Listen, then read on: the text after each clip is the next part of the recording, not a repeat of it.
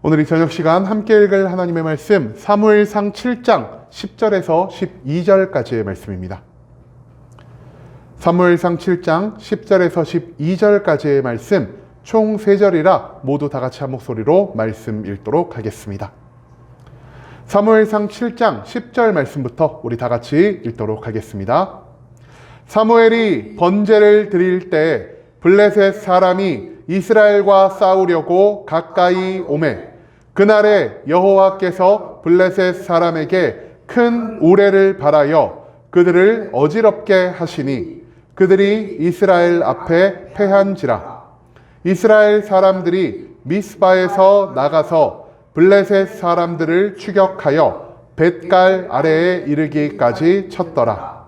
사무엘이 돌을 취하여 미스바와 센 사이에 세워 이르되 여호와께서 여기까지 우리를 도우셨다 하고 그 이름을 에벤 에셀이라 하니라.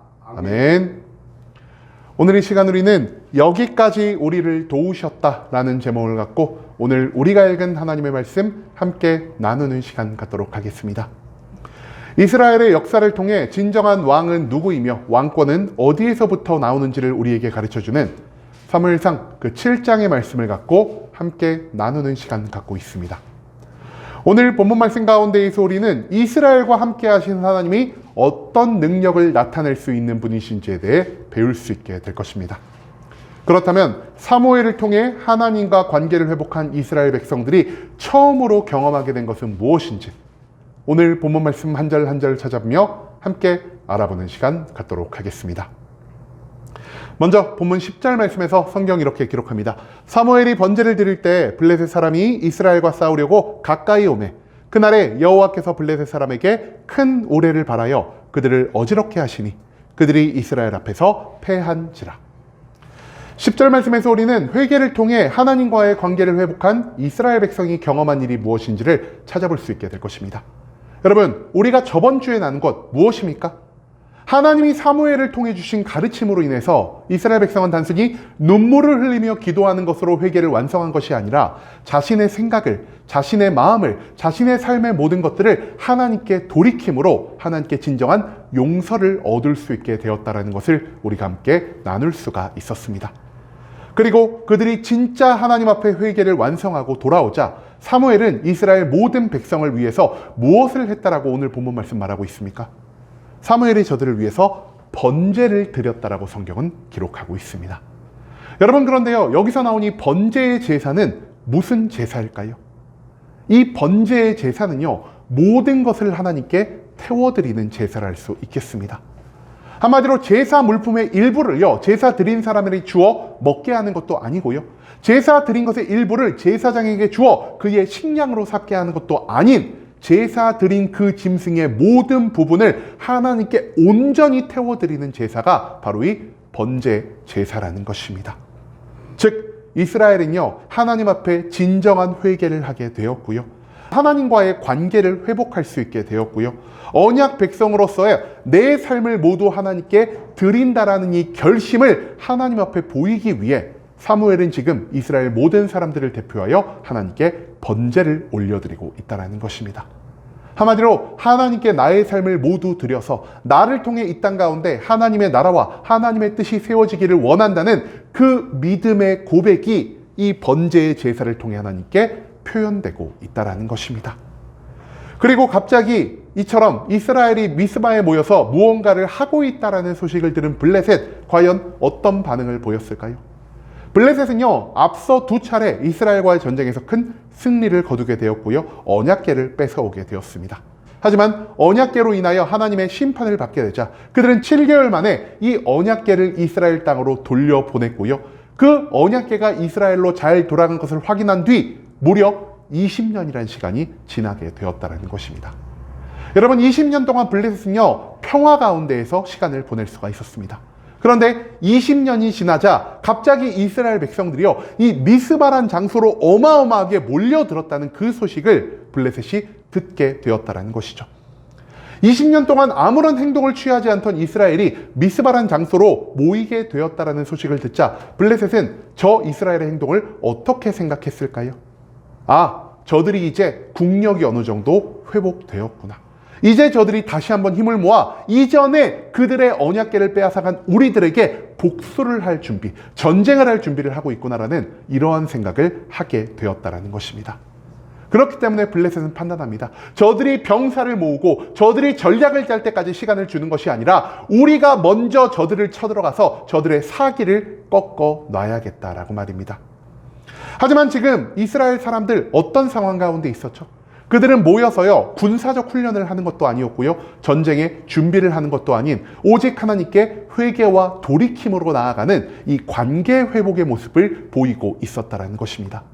만약 이때 블레셋 사람들이 이스라엘을 침공한다면 어떤 일이 벌어지겠습니까?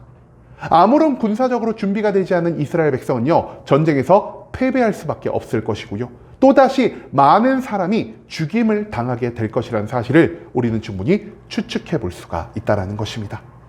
하지만 이스라엘 백성들이 하나님과의 관계를 온전히 회복하자마자 하나님은 즉시 이스라엘의 왕으로서 그들을 위해 일하기 시작하셨다는 것을 오늘 이 본문 말씀은 우리들에게 보여주고 있습니다.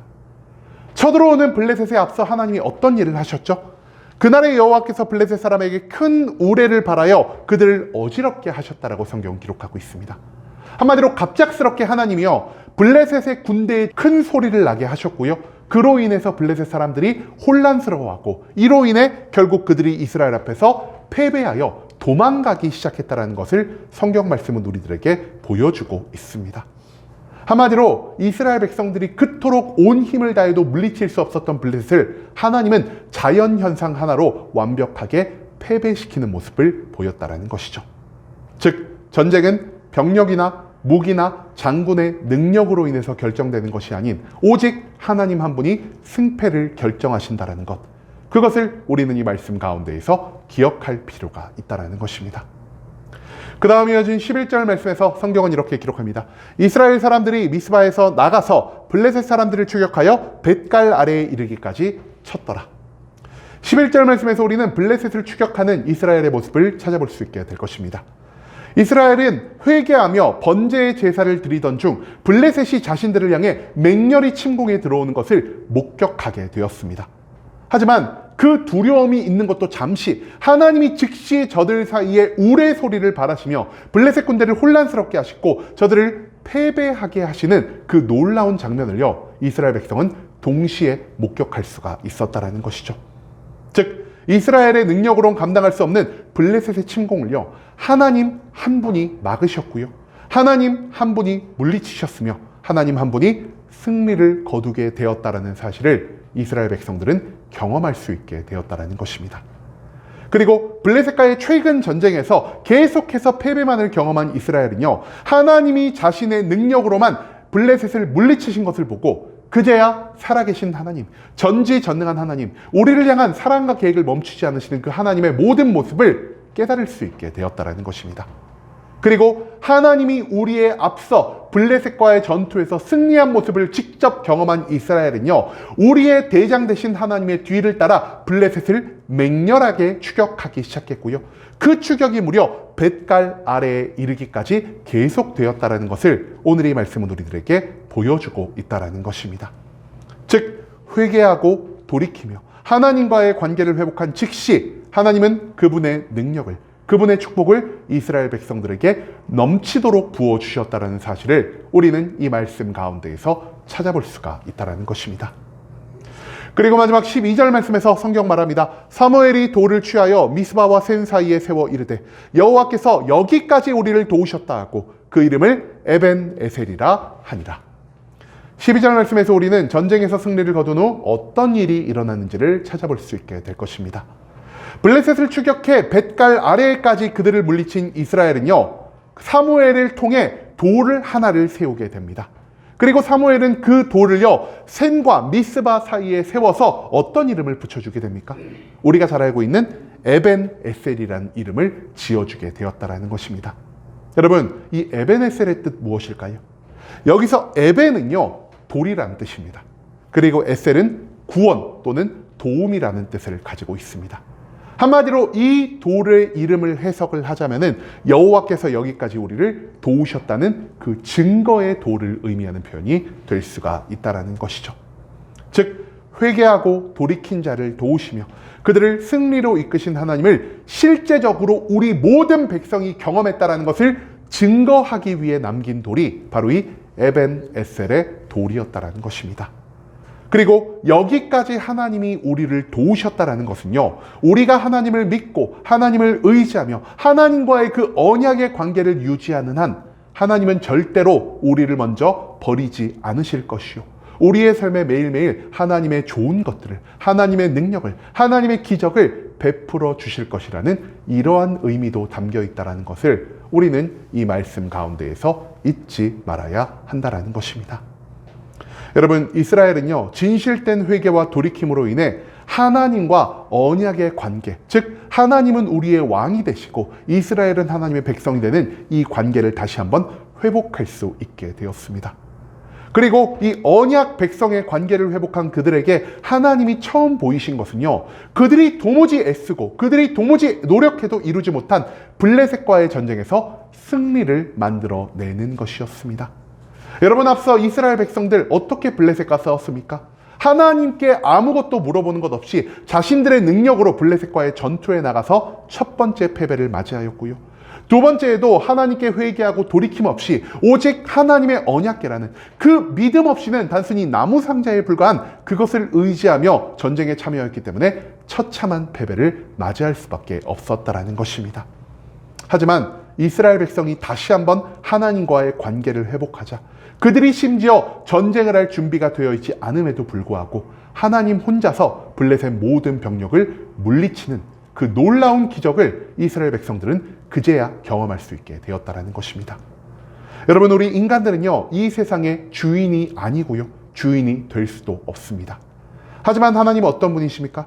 세상의 모든 것들을 창조하신 분이시고요, 세상 모든 것의 주인 되신 분이시고요, 이 세상 모든 것들을 자기의 뜻대로 움직여 가실 수 있는 분이십니다.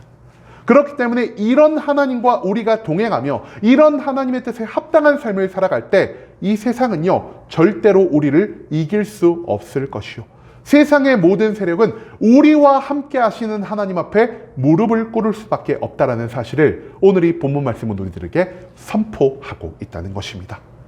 우리의 능력이 아닌, 우리의 지혜가 아닌 오직 우리와 함께 하시는 하나님의 능력과 하나님의 권위가 이 모든 것들을 만들어낼 수 있기 때문에 이 세상에서 우리가 가장 먼저 추구해야 하는 것은요, 나의 능력을 쌓는 것도 아닌, 나의 지식을 쌓는 것도 아닌, 세력을 모으는 것도 아닌 오직 하나님을 믿고 그분의 모든 말씀에 순종하는 삶이 되어야 한다는 사실, 그것을 오늘 이 본문 말씀 가운데에서 우리는 기억할 필요가 있다는 것입니다.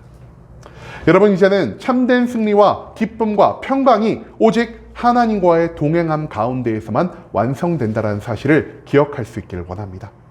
나의 능력이, 나의 지혜가, 세상의 좋은 방법이 나를 승리와 성공으로 이끌지 못하며 오직 하나님만이 나를 온전한 승리와 기쁨과 평강으로 이끌 수 있다는 사실을 오늘 이 본문 말씀은 우리들에게 가르쳐주고 있습니다.